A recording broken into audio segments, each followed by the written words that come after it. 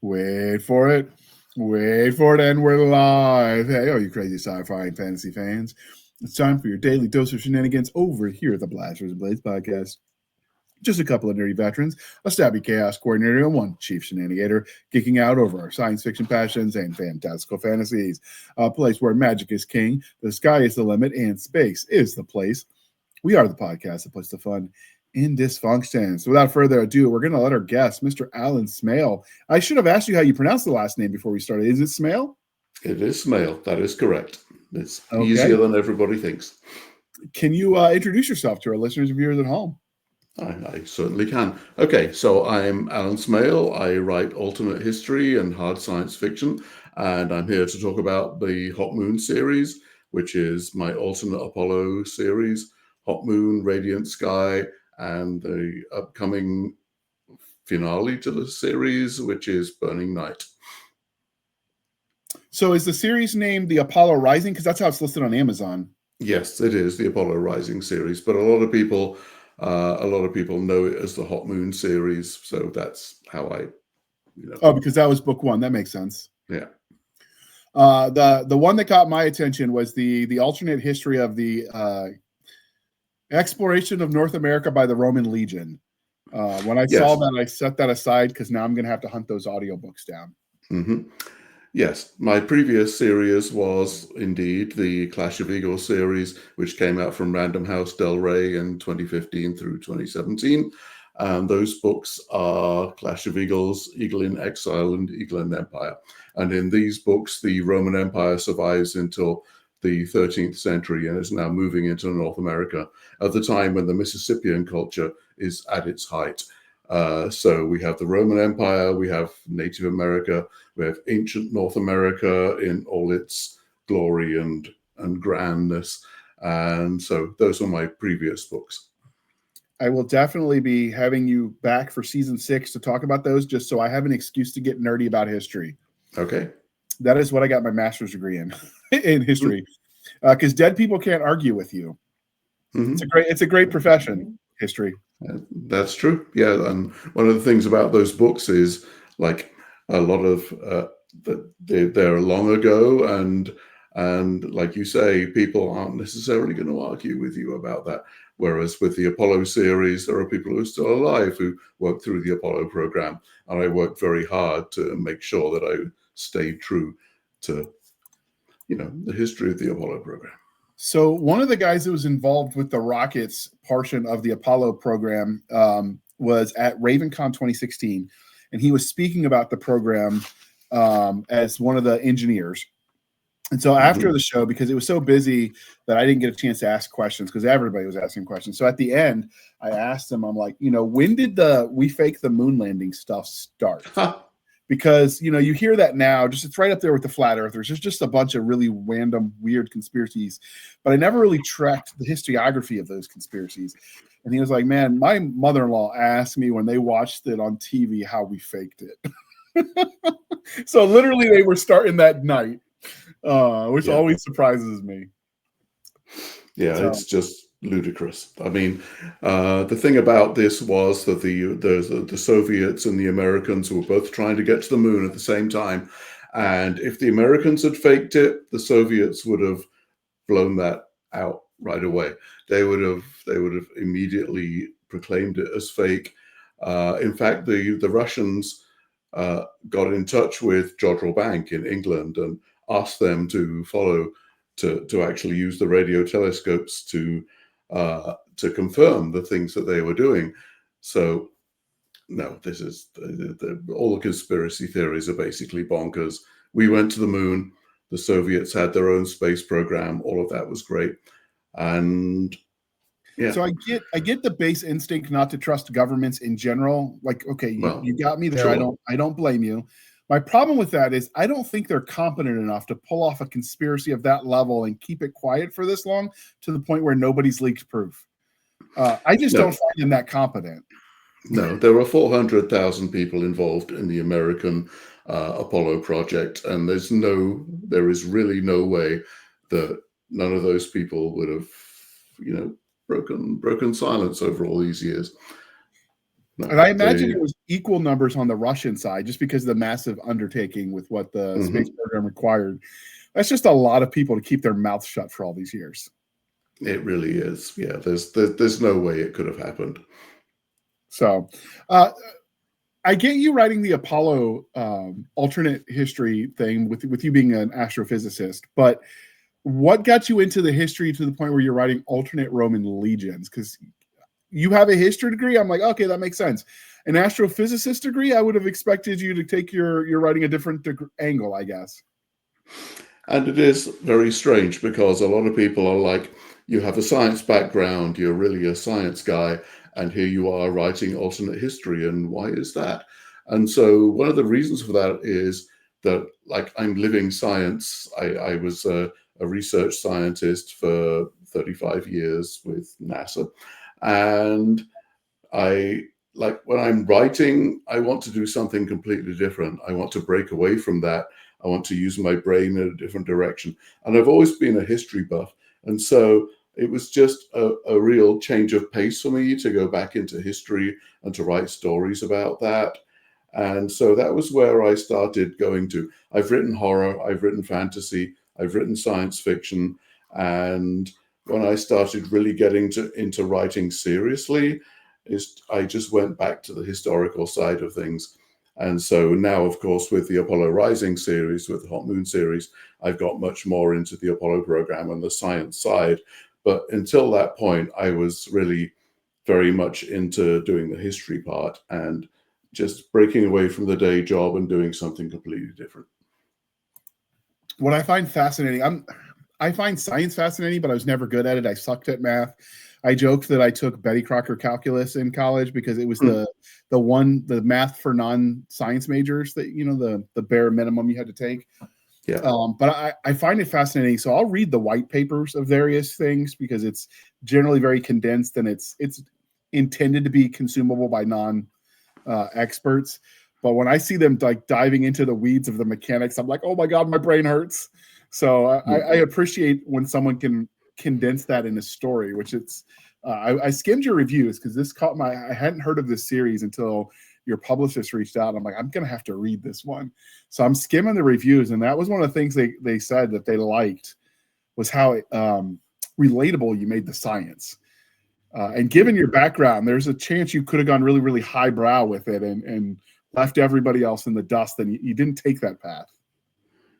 No, I really didn't. I wanted to get the background authentic. I've been into the Apollo program all my life. I am, believe it or not, old enough to remember the original Apollo landings, the Apollo moon landings. I was very young when Apollo 11 landed on the moon, but I was always really very much into it.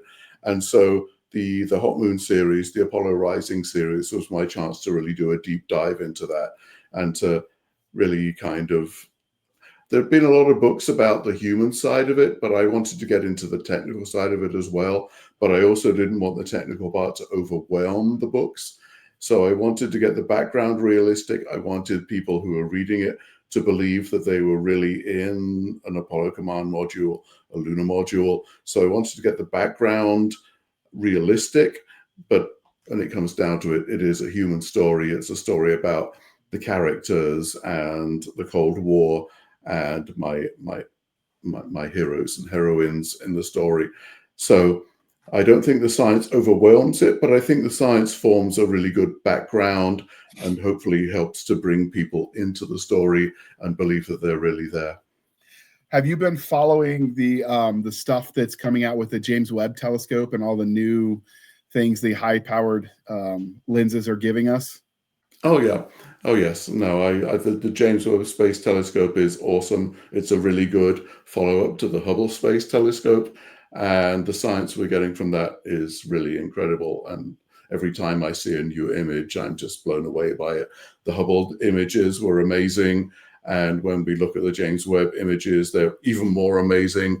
And astrophysics is really great and really cool. And I spend a lot of my life working on that. And so I'm very happy. Dear listener at home, obviously Alan doesn't need it, but if you want someone who breaks it down for you, there's a YouTube channel. Her name is Dr. Becky Astrophysicist. That is her YouTube channel. She's great. She breaks it down. She does breaking as it's happening. So as new developments happen, she'll, be on it that day. A lot of times she breaks it down. She does some funny where she reacts to science memes, or she'll do movie reactions where, a scientist reacts to science fiction movies, which are always amusing, where she tells them everything they got wrong and then why she liked it anyway.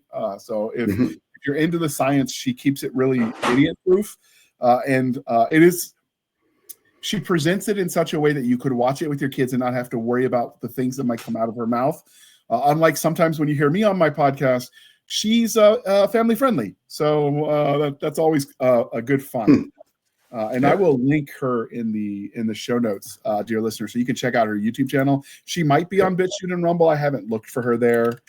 But she's worth listening to if you're interested in the science. So that's worth checking out.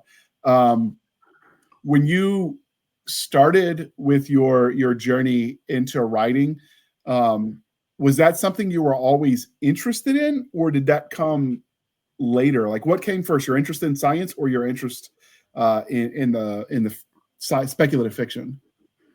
I think they both happened at the same time. I was always interested in science, and I was always interested in writing as well. When I was young, I used to go out in the backyard with my dad and look through this little telescope at the planets and the galaxies and things like that. And I was always interested in Star Trek, since you mentioned this earlier, Star Trek and various other things. And so I was always interested in science and science fiction. And I think the two kind of melded in my brain to push me forward on the path that I'm on now. So, yeah, I think basically it was both. Okay, that makes sense. Do you find you prefer science fiction more than fantasy, given your science interest, or do you go the other direction and say, science is my day job, I want to read about wizards and elves? I'm now retired from NASA. I worked for NASA for 35 years, and I was very much into science at that point. It was my day job, and that was why I really moved into history, like I was saying earlier, because it was a complete break from that. So fantasy, not so much. I do appreciate good fantasy. I do read fantasy and I enjoy it. But when it comes to writing, I really like to write history. I like to write science fiction now that I've moved past the NASA career. So I really, if I have to choose, I would choose history, maybe even straight historical fiction or hard science fiction, particularly like Apollo related or like early late science, like not necessarily far future science. Sometimes that seems a little esoteric to me. Sometimes it feels like people are just making stuff up. It's hard to sell me on hard science fiction because I have such a strong science background and I can see where the holes are in what they're saying. So yeah, basically history and short future science fiction. I think if you go too far out, it's just too much guesswork, and then Right. Which is fine. But that's calling that what I was hard trying to science say. fiction, at that point, calling it hard science fiction, I mean, how is that any more hard science fiction than warp drive with dilithium crystals at that point? Right. That's what I was reaching for. So I live close enough to the Hampton Air and Space Museum that I get to go and see the exhibits. Is that something you've been around, some of those exhibits that they have out there for the public? Mm-hmm. Oh yeah, I love all that stuff. I love looking at the history. I live in Washington D.C. in this area, and so I go to the National Air and Space Museum, and they've improved a lot of their galleries recently. They've refurbished them, and so they have a lot of stuff about the Apollo program, which of course I'm gonna love, and a lot of stuff about the early air, like the Wright brothers and the early days of flight, and all of that is awesome as well. And they used to have a really good gallery about the moon, which was based on the LRO images of the moon, and that was really awesome as well. So yes, I'm totally going to be a museum geek and go to any of those places whenever I can. If you got one of those museums near you, dear listener, it's definitely worth checking out and take your kids. They had exhibits. They often rotate around the various ones, but they have a lot of exhibits that are family friendly. They had one that we did where you got to be in a computer simulator to try to land the shuttle. in Florida. And then there's another one where you're driving one of the moon rovers. And we did that with the family, and we ended up deciding, since we kept crashing, whoever crashed closest to the finish line won. And so our youngest one, because he crashed on the runway, whereas we crashed on the water feature in front of the runway. That's how we measured success. So probably don't want to give me the keys anytime soon. But have you tried any of those simulators where you'd actually be on the driver's side? Because obviously you're doing the science. I have not tried any of those simulators. I dare say the Lunar Rover shuttle, the Lunar Rover simulation might be a little less dangerous than the shuttle landing. It would be interesting to try that, but I haven't done it. Okay. Well, before we get too far afield, because we got distracted by getting nerdy, we do have the religion questions. So are you ready for this, sir? Yes. All right. Star Wars, Star Trek, or Firefly? Okay, so Star Wars and Star Trek, they're kind of two things that always compete with each other. And if I'm going to make a choice between one of those two, then it's going to be Star Trek, because I really do appreciate their kind of focus on the future and the fact that there is this space force that is going through the universe exploring, and Star Wars is, kind of combative. But you mentioned Firefly, and Firefly, I think, is also amazing. I watched Firefly when it first came out, and, it's basically also space cowboys, just as Star Trek is, in a way. But I think the series was really great. Is it a future I want to live in? Maybe not. Was it a great TV show? Yes, it certainly was. That's fair. My only complaint, I get what you're saying, where it was very dark view of humanity, where it's because of the constant war. I don't know that I'd want to live in a world where it's, galactic wars every time you turn around. I mean, you just look at the life cycle of like Princess Leia, and she lived through 3 great galactic wars. And if that's the measure of a lifetime, is how many galactic wars you survive, I don't know that that's necessarily the safest place to be. But it definitely, I like that it felt lived in, that it was aspirational, and that there was good versus evil.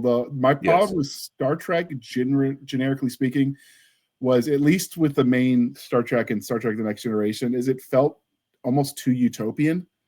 And this idea that people would just work for the goodness of their hearts and without money. And it seemed to ignore human nature and assume we would rise above that, which I'd like to hope that we would, but I'm also not going to bet any money on it. So I always had a little bit of trouble with it. And I agree with that. But yes, I think that what you're saying is certainly true. But I like the idea of us going out into the universe, exploring it. And okay, if we have to fight, then we're going to protect ourselves. But it's really about exploration and finding the good things in humanity rather than the opposite. So, absolutely. One of the things I do like, and this was one of the spinoff series, Deep Space Nine, but it was one of the few for its time representations of fathers where they weren't just bumbling idiots who needed their wives to save them. And I really appreciated that, especially as a father myself. And so that always gets me a little bit of a special place in my heart. And it's one of the few. Cisco was he was just an OG badass when it comes to speculative fiction. Like, I really liked that character. I liked his relationship with his son. So I don't dislike Star Trek. I just had some issues with it. But as far as science fiction goes, it inspired more real science, I think, than probably anything I've seen. Oh, yeah. I mean, just 4 that I know of off the top of my head, X prizes that were inspired by people trying to replicate what Star Trek guessed at. Yeah, absolutely. Science is like educated science fiction, and science fiction has also leaked back into science. There's very much a synergy between the two of them, between people who are actually doing the hard work in science and doing it very obviously scientifically, and the people who are speculating on the other side, who are inspiring those scientists. So it's very much a synergy. Yeah, and I always butcher his last name, but Dr. Miguel Alcubierre, he's a Mexican physicist who invented the mathematical formula for warp drive just because he was a fan and he wanted to see if it would work. Now, I mean, I read the white paper summary. It would take more energy to make it work than the sun puts out in its lifetime based on his raw initial calculation. Right. Not to say that couldn't be overcome, because once it's possible, it could be improved upon, right? Like we're outside of the realm of it's impossible, and then it's just a matter of details. I know other physicists have come behind him and tweaked his math and added in new scientific theories with like dark matter and all of that wasn't around when he made his original formula, or at least it wasn't accepted science. It might have been talked about. I don't know. But yeah, you don't really see that anybody saying, oh, I saw this in Star Wars and I definitely want to invent one for real. I mean, other than a lightsaber, but lasers already existed at the time the movies were invented. So that is the edge Star Trek has, I will say. Yeah. Now, when it comes to reading science fiction, is there anything on the written side that you really dig? On the science fiction side of reading, yes, I think there's a lot of stuff. I tend to read a lot of alternate history rather than science fiction necessarily. So a lot of the, like I was saying earlier, a lot of the far future stuff I tend to disassociate with. It doesn't like resonate with me so much. When I'm doing reading, I really read a lot about historical side of things. And so Stephen Barnes has a series, has a 2-book duology about ancient America, which is, of course, my thing from the Clash of Eagles series. And so he has 2 books where he's talking about an ancient America where things went slightly differently than in our timeline, where the Moroccan people, the people of North Africa, moved into North America first. And so they have slaves, forgive me, slaves who are Irish and Northern European. And it sounds trite. It sounds like it's a flipping of white and black relationships in those days, but it's actually really well done. And those books are, I'm going to forget the names of the books right now, but you can find them on Amazon.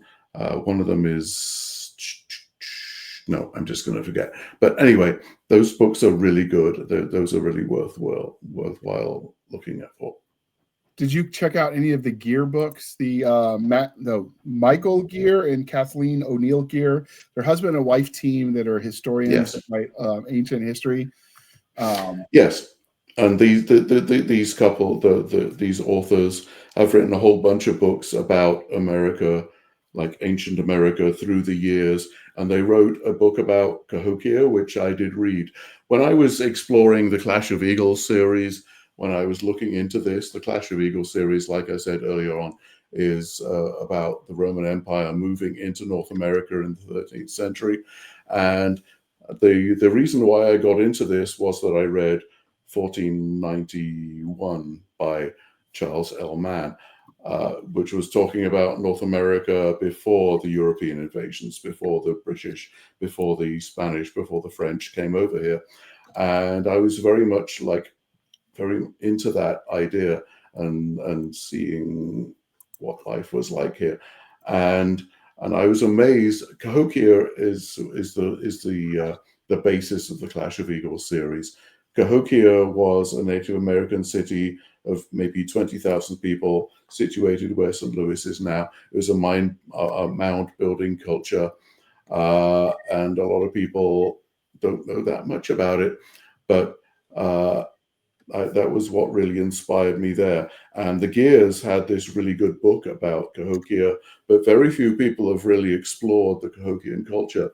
And when I started looking into it, I was just amazed that so few people had used that as a basis of historical fiction or for science fiction.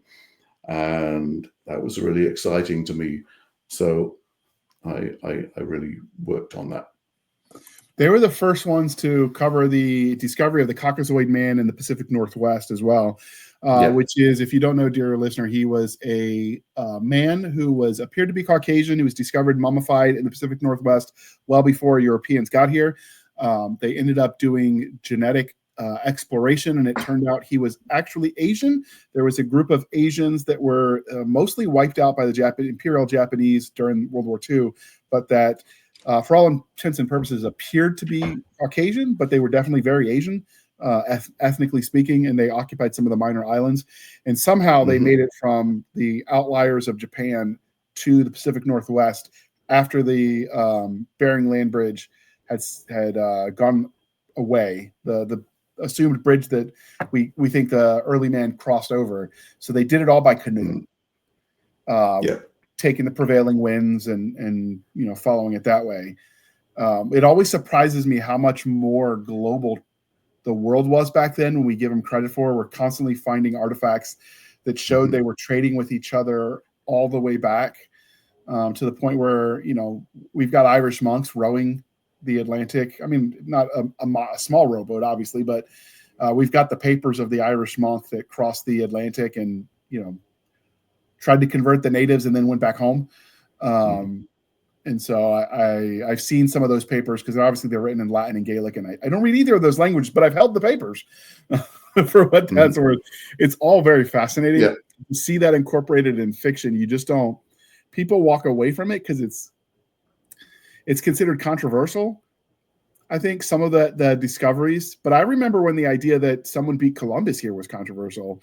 The Leif Erikson was just a guess until in my lifetime we know it for a fact now that he did in fact land on this continent. So it's amazing how much we keep learning.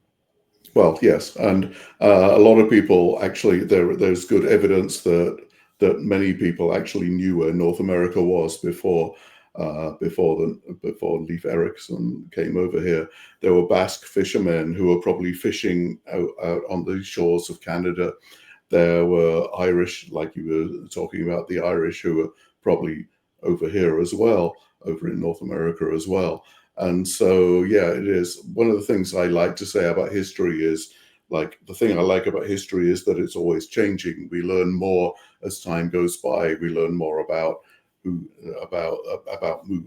movements of people.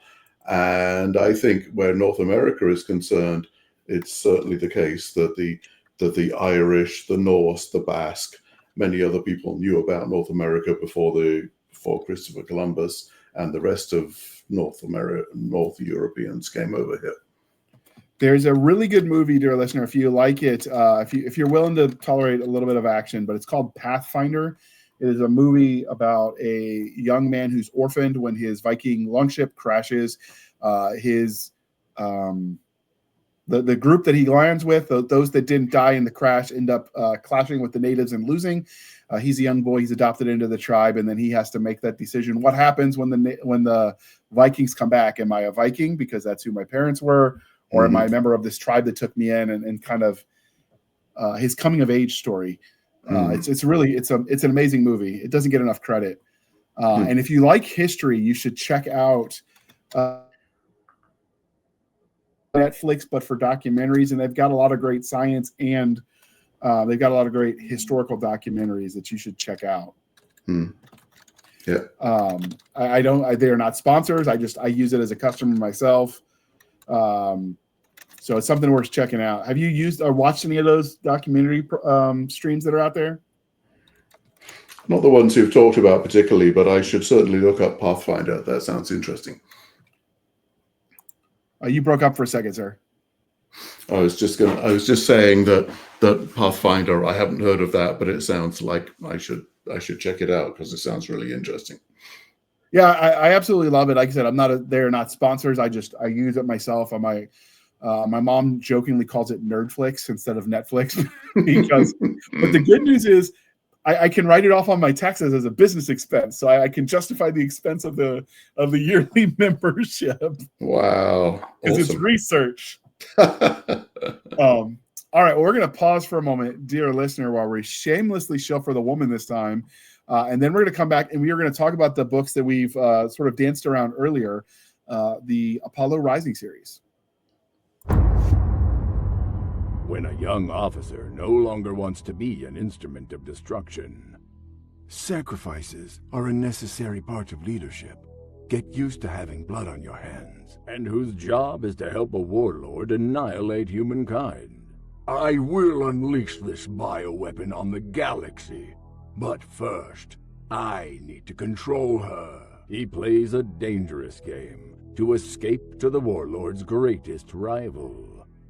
Hundreds of people loved her. They gave their lives for her, and she will never know. Discover a galaxy with epic space battles, tangled loyalties, and the pursuit of freedom, sacrifice, and redemption. The Handler's Gambit by Ingrid Moon. Available wherever books are sold. And check for the audiobook coming soon. All right. Thank you for sticking with us through that commercial interlude. And I realized when we were doing the commercial that I didn't finish the religion questions because we got distracted talking about all the cool nerdy things. It's dangerous when the guest has the same nerdy interests as I do because sometimes we get a little distracted in the weeds. So because we are polytheistic here at the Blasters and Blaze podcast, Game of Thrones, The Wheel of Time, or Chronicles of Narnia? Chronicles of Narnia. Excellent answer.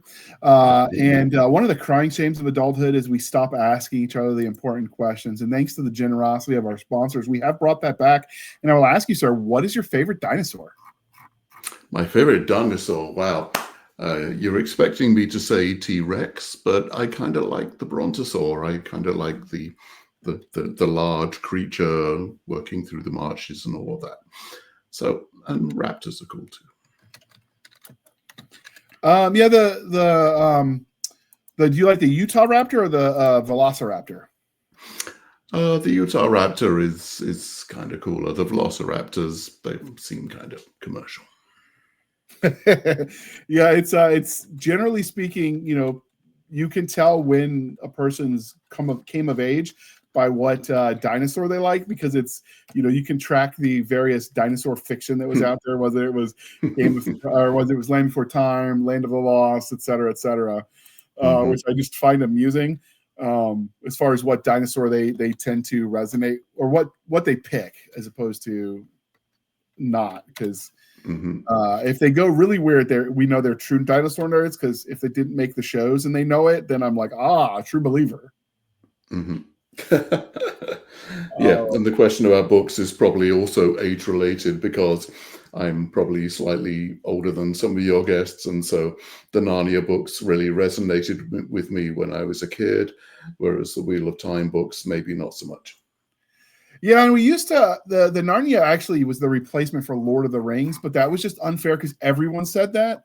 And so it's like, man, that gets really. This is the part where they say they like Lord of the Rings, and then I'd have to mix it up. So we switched with a contemporary of Tolkien with the C.S. Lewis. Yeah, and the Narnia books were really great, and they were actually a part of my growing up. I have a great affection for those, and I still talk about them a lot at science fiction conventions. Okay, well then that's an excellent choice then. So we here at the Blasters and Blaze podcast are civilized human beings. We are no longer knuckle-dragging troglodytes. So coffee or tea, and how do you take it, sir? I take coffee with cream, but no sugar. Okay, you drink it black. Oh, no, with cream, you said. Okay. Do you have a favorite roast? A favorite roast? I roast a lot of vegetables. I don't eat a lot of meat. I eat some fish, but mostly what I'm roasting is cauliflower, vegetables, all of that kind of stuff. I meant roast of coffee. Oh, but okay. That's cool Well, too. if you're going that way, then Vienna roast. Sorry, I jumped to food, but yeah, okay. Coffee, Vienna roast. We always become the food cast, no matter how hard we try not to. In the last 2.5 years, I've been taking my health more seriously, so now I'm dieting, and so of course I distract myself and I go to food because I can't eat the good stuff anymore. Although you find when you detox from like the sugar and the sweet and the processed, you like things that you didn't used to like because you notice flavors you couldn't taste before. Yeah. So absolutely. I mostly joke when I say that I only eat the food without the flavor now, because I actually like some of the vegetables. It's weird. Yeah. Okay, with that out of the way, I'm going to throw the cover up so people can see it. This is the first book, and we'll go to the second one. We are here to talk about the Apollo Rising series, which is book 1 is the Hot Moon. Book 2 is Radiant Sky, and you have book 3 being produced as we speak. You're writing it, I think you said earlier. Book 3 is already written. Book 3 will be out in less than 3 weeks. It comes out on November the 11th. Oh, so a week after this airs. Okay. Woohoo. Yeah. Okay. So then it's done. Okay. Where did you come up with the idea that you wanted to take the Apollo landing? Was it just because you were a fan of it as a kid? Is that where the base idea for the story came from? Or was there more to it than that for your alternative history take on it? Obviously, I've been an alternate history writer for the last 15 years. And also, I was very much into the Apollo program when I was a kid. And honestly, I really always wanted to write a book about the Apollo program. And I never knew what that book would be when I was younger, but I knew that I was really into it. After I did the Clash of Eagles series, I was refocusing, and I realized that what I really wanted to write was a book about the Apollo program. And so I wrote Hot Moon, and the idea behind Hot Moon is we're in 1979, and Captain Vivian Carter is the commander of the first female commander of a Apollo landing on the moon, Apollo 32. So she's going to land at the Marius Hill. She's going to be doing an exploratory Apollo mission. But it's the Cold War. There's a lot of things going on. The Apollo program has continued. The Soyuz program, the Soviet moon program has also continued. The Americans and the Soviets have bases on the moon. The Americans are situated in Handley base, and the Soviets are situated in Copernicus. And so, because it's the Cold War, things happen. And so we have our first space battle, which is a very slow space battle because of orbital mechanics. And Vivian Carter gets into a lot of difficulties along the way. So anyway, to maybe dial back a little bit, Hot Moon was the book that I kind of really always wanted to write. I was talking earlier on about how I really didn't want to do hard science fiction when I was working at NASA, and I went into alternate history. But I knew that I really wanted to write this book towards the end of my NASA career, and so I started doing that. And I intended Hot Moon to be a standalone, but now apparently it was popular enough that we have sequels. And I really love the sequels. And so Radiant Sky came out at the end of 2024.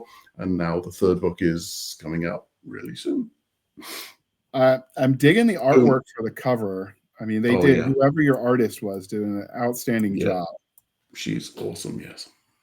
They got a good job catching the vibe of the era that the Apollo landings were happening, but still giving it that futuristic feel to it, which I really liked. And I think the first one you did a really good job, or she did, whoever the artist was, capturing the Russians, or excuse me, the Russians in space with the their own vehicles that definitely have that sort of aesthetic you would expect from something made by Russia, because it kind of gets the same vibe as the vehicles they were making. Yes. And one of the things that was very important to me about these books was to get the technological details right. I really wanted to make sure that I was true to the era. So everything you read about the Apollo spacecraft, everything you read about the Soyuz spacecraft, everything you read about what we were doing what the Americans and Soviets were doing on the moon, is true to the period. I tried to stay, because I have the NASA background and the science background, I really wanted to make sure that I got that right, and that people would feel immersed in it and feel that it was really true to the period, and that that you could actually imagine that happening. And I think the art definitely does that. So we do have some families that listen to this podcast together while they kind of screen books. So if the parents are sitting at home saying, is this book age appropriate? If you were going to rate your book as far as for the target demographic, how would you do that? If using the movie scale rating it helps, that's generally what people do. There's no extreme violence in these books. There's no sex in these books. There is a certain amount of technical detail. That might lose younger readers, but I think, or I don't know, it may not lose some younger readers. It wouldn't have lost me at that age. But no, I think it's G-rated. There's nothing bad or sadistic or evil about these books. It's basically wholesome adventure with a strong technical background, and I hope it would be inspiring to people who would read it.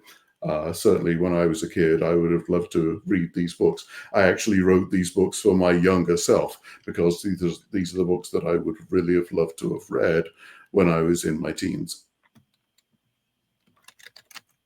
Okay. Well, what made you decide to make the main character a woman, given the era when the missions were happening? That would have been more rare. Yes, it would have been more rare in those times. I postulate that in these books, the Russians landed on the moon first, and a Soviet woman did land on the moon first, or second, I guess, after Alexei Leonov. Honestly, the Apollo program was very male. The space program in the US was very male. And in fact, in the Soviet Union, apart from Valentina Tereshkova, it was also fairly male. And that's clearly not going to fly. No one's going to really be interested in the book about a bunch of dudes on the moon. And I was interested to explore the new dynamic that you would have there if there was a woman in command of an Apollo program, Apollo mission, where the guys also in the capsule with her were guys, and just see how all of that worked. And it seemed logical to me that in this new future that I was postulating, in this new past that I was postulating, that women would have a much greater role. And by the time the 70s and early 80s rolled around, that women would actually be on the moon. Vivian Carter, my heroine, is not the first woman on the moon. There are other women on the moon in the Handley base. But she is the first commander of an Apollo mission, and that seemed to me to be a really interesting dynamic to explore. And it just gave me a really vibrant and interesting character for my story. And now, for weapons, it looks like, because you went with the classic style of art that kind of was futuristic, it almost looks like she has a ray gun, but obviously you tried to keep it closer to, with alt history, to actual science. So are they using some form of lasers that are invented? Are they using combustion weapons? Is this a tool that's on the cover that she's using that's been repurposed as a weapon? Honestly, that cover is so much fun, and I was really happy, like you said earlier on, that the covers are really great, and they are really great. I really like the retro feel. I like the action. I like the Soviet stuff. I did a lot of work with the artist on this. A lot of authors really hate their covers. I love my covers. A lot of authors don't have a lot of input into their covers, and I did. And so one of the fun things about this is it looks like she's holding a gun. She's actually holding a drill. And this makes a lot of sense when you read the books. No spoilers, but okay. that is, you can see the little corkscrewy part of the drill there. So it looks like she's holding a gun, and you could mistake it for a laser, but it's actually a drill. And that makes perfect sense. In the time that she's exploring the moon, she's going down in an exploratory mission. She's not going to have weapons. The Americans on the moon don't have weapons. The Soviets, when they come in, maybe they have weapons. But Vivian Carter, my heroine, does not. And so one of the fun things about the books was, in fact, that the Americans are going to the moon, and they're going as civilians. NASA is a civilian agency, and so they don't have arms, they don't have armaments. And when the Soviets come down to the moon, the Americans have to figure out how they can use the things that they have around them as weapons. They have to kind of MacGyver weapons systems, because they don't have guns, they don't have lasers, they have drills, they can probably throw rocks, but they have to really figure it out as they're going along, how they're going to resist. what you can perhaps see as a Soviet incursion on the moon.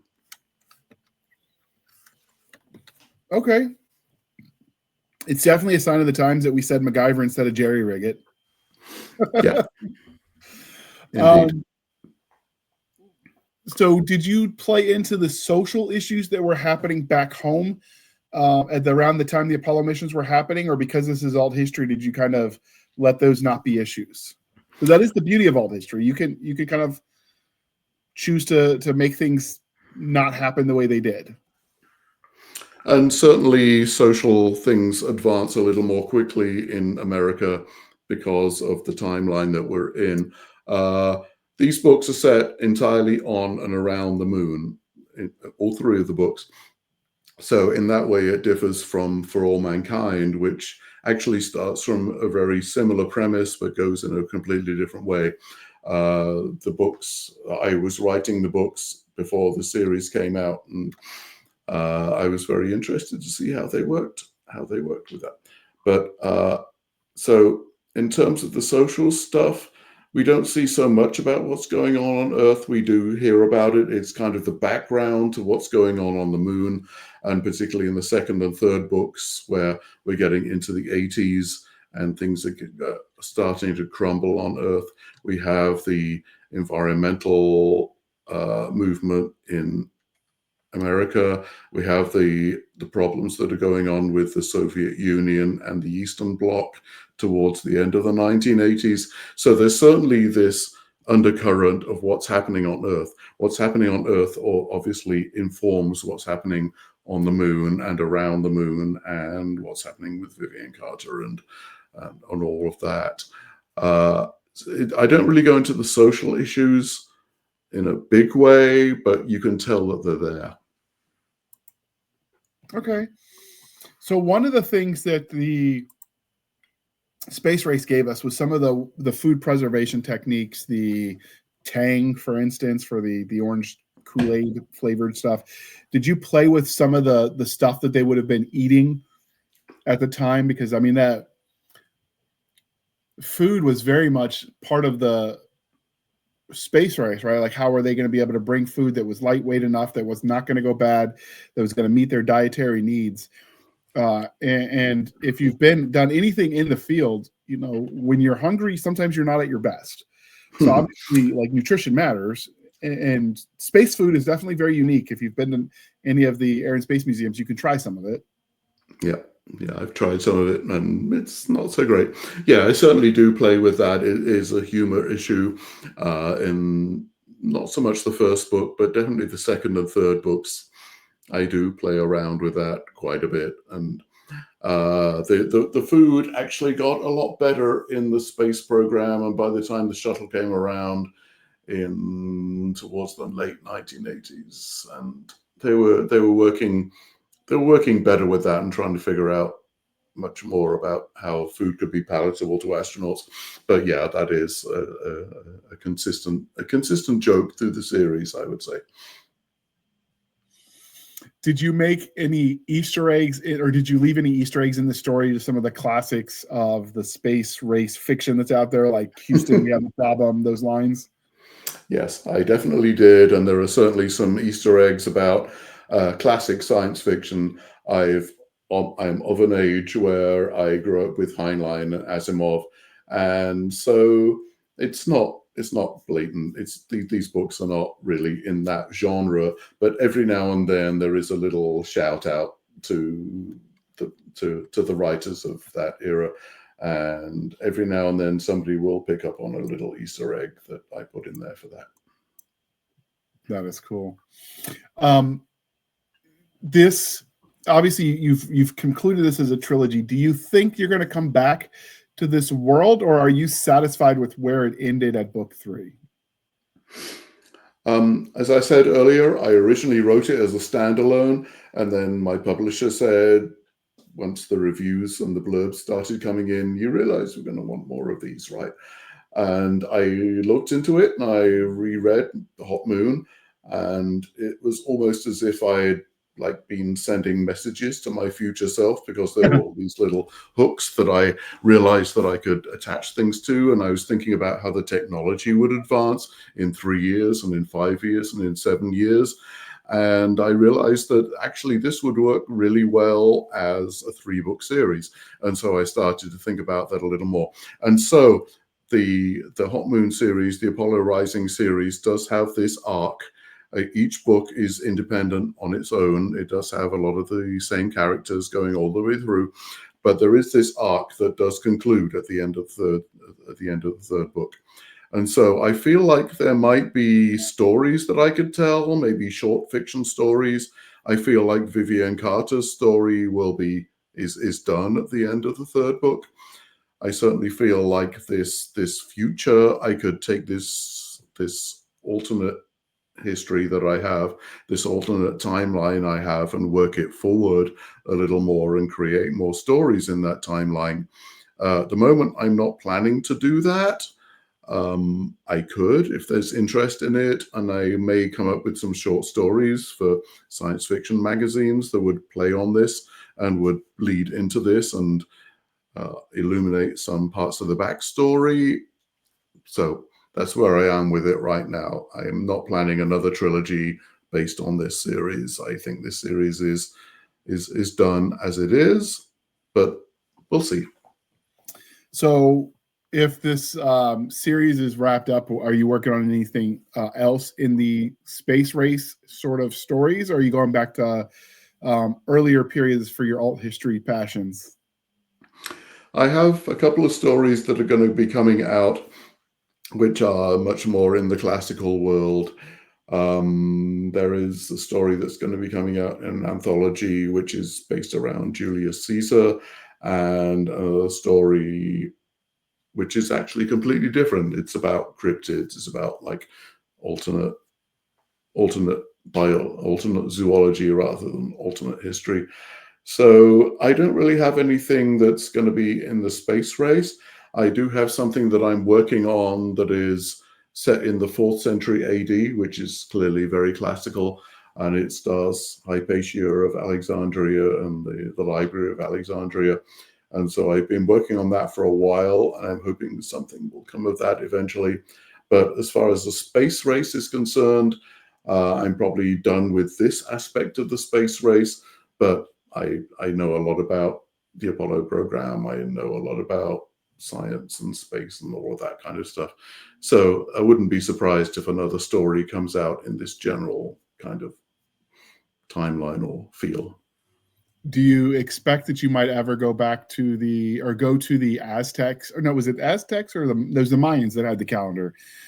Given that they were studying the stars to a degree that I still find baffling with their ability to predict solar bodies and such. Do you think that's ever something you'll explore?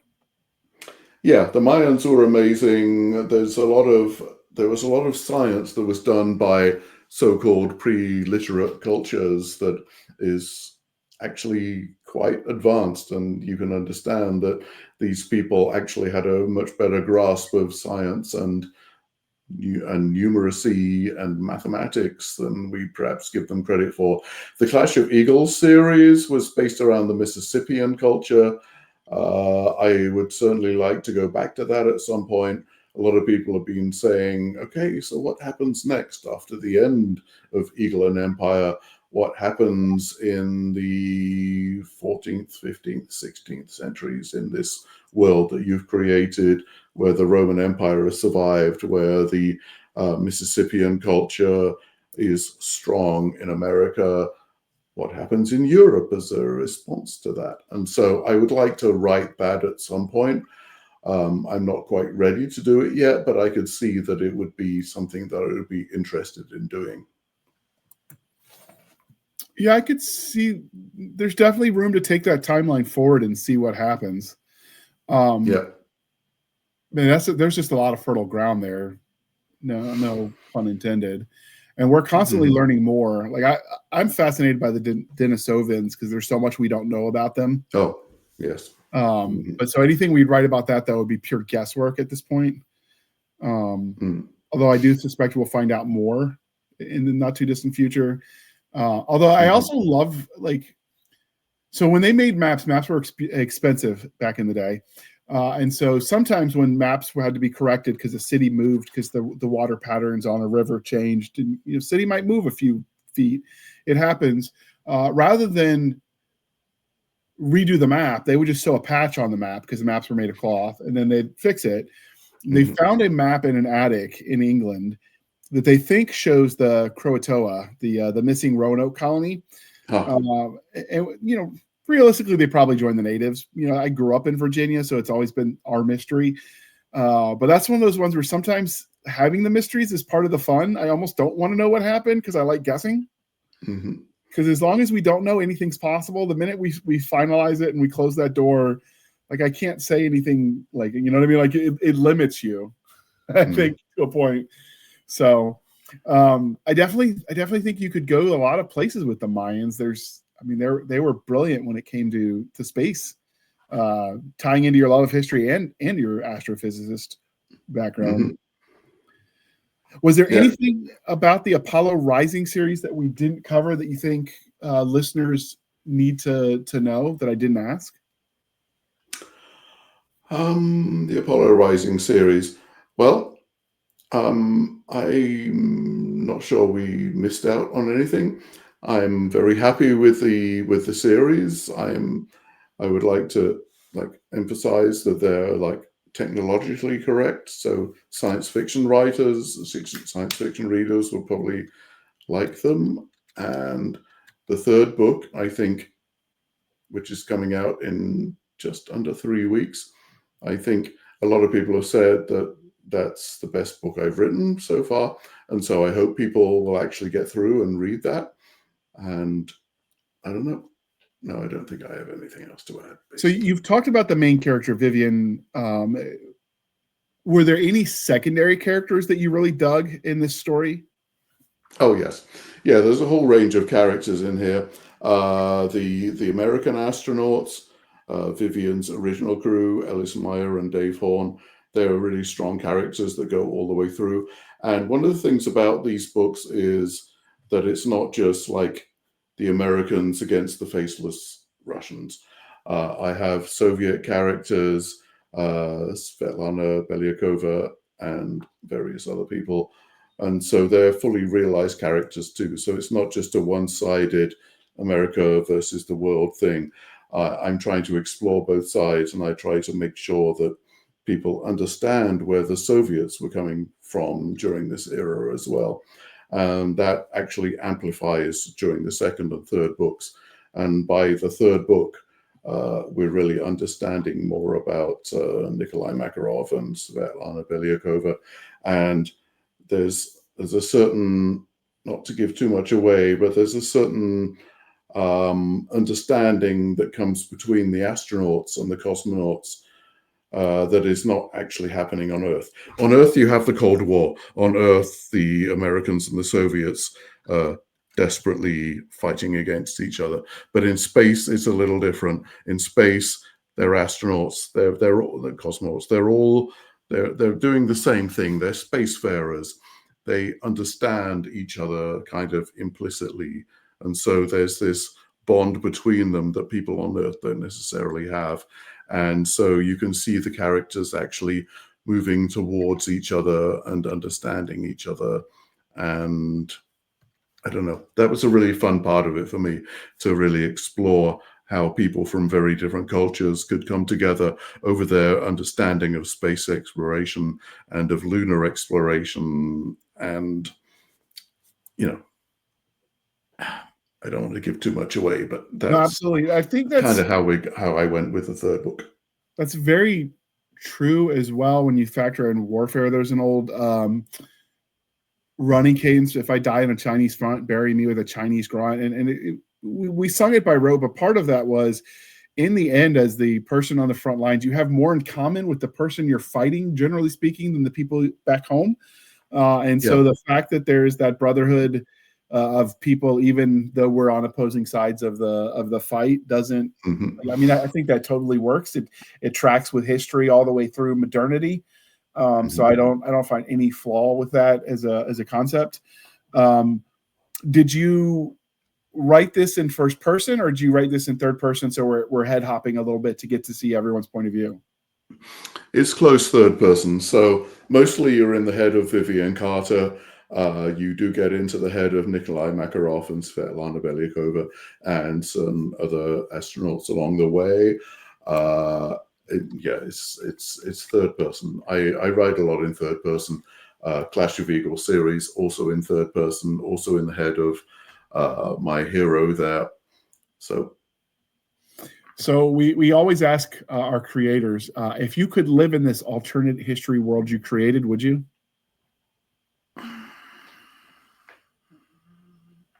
Okay, you can hear my silence because I'm thinking about this. Actually, yes, in a way. I would actually love to live in the Cahokia, the Native American culture, the Mississippian culture of the Clash of Eagles series. I would love to be there. I think it would be a very inspiring culture to live in. It would be a hard timeline to live in, but I think that would be really awesome. And as far as the space series is concerned, I would certainly have loved to be an astronaut. I grew up in the early 1970s. I kind of assumed that by the time I got to my current age, we would be living and working off the planet, and so I had a fair chance of being an astronaut. I think I obviously without the danger and the risk to life, I would certainly like to live on the moon in the early 1980s in the Vivian Carter universe. I would like to be there. I've always wanted to leave the planet. I've always wanted to live on the moon. That would be great, as long as no Soviets are like shooting at me or trying to destroy my helmet so that I die. I don't want to die, but I would like to live on the moon. All right. So this is the part, dear listener, where I remind you to please be kind and speak your mind on the reviewing platforms. Your reviews help the right readers find the right books, and it really does make a difference. So please be, please leave your thoughts and share the books. That's how you get more of what you like. And with that, as we bring this to a close, Alan, how might listeners and viewers find you on the wild, wild interwebs? I'm pretty easy to find because I have a name that, basically there's only two Alan Smales in the universe, as far as I can tell, and one of them is a musician in England. So ALAN SMALE. I'm at alansmale.com. You can email me at alansmale@gmail.com. I'm also on Blue Sky and X and Facebook and Instagram. So yeah, I'm on Amazon as well. So I think you can probably find me. And I will link to all that, dear listener, as usual, in the show notes. So check it out, give it a follow. And if you like the books, leave a review, tell a friend, share it around. And with that, you can find us on our link tree at linktr.ee, linktree/Blasters and Blaze Podcast. Again, linktree/Blasters and Blaze Podcast, where we link to all the things, the BitChute, the Rumble, the YouTube, the TikTok, the Twitters. We've got our Spotify, our Discord, our Blasters and Blaze Facebook group and Facebook page. We've got our email, blastersandblazepodcast@gmail.com. Again, blastersandblazepodcast@gmail.com. For professional purposes only, people save the shenanigans from Stabby Stab over there on the Instagram, the Twitter, and the email. You can support the show by going to buymeacoffee.com/author J.R. Handley. Again, buymeacoffee.com/author J.R. Handley. Be sure to leave a comment section that is for the podcast, and I promise I will keep my co-hosts duly caffeinated. They will drink that coffee brand coffee until we float away on a river of caffeinated goodness, people. If you want some of that coffee brand coffee, the link is in the show notes. The discount code is Podcast Grunts. You get 10% off. We get a little bit of a kickback. It's a win-win. And with that, I would like to thank you for spending some of your precious time with us. For my crazy co-host, I am J.R. Handley, and this was the Blasters and Blaze Podcast. We'll be back next week at the same time, where we'll indulge your love of nerd culture, cheesy jokes, and all things that go boom. Thank you for coming on, Alan. This was a lot of fun. I try to keep us on track, but you like history, I like history. That's a dangerous combination. Thank you for having me on. This was great. And I will definitely be reaching out because we have a few of my fans that come to the show for my audience also are history nerds. So they're going to want me to reschedule with you for the Clash of Eagles. So we'll have to make that happen in the coming season 6 in 2026. Okay, I'd love to. All right, with that, we're going to hit the end button, people. Wait for it.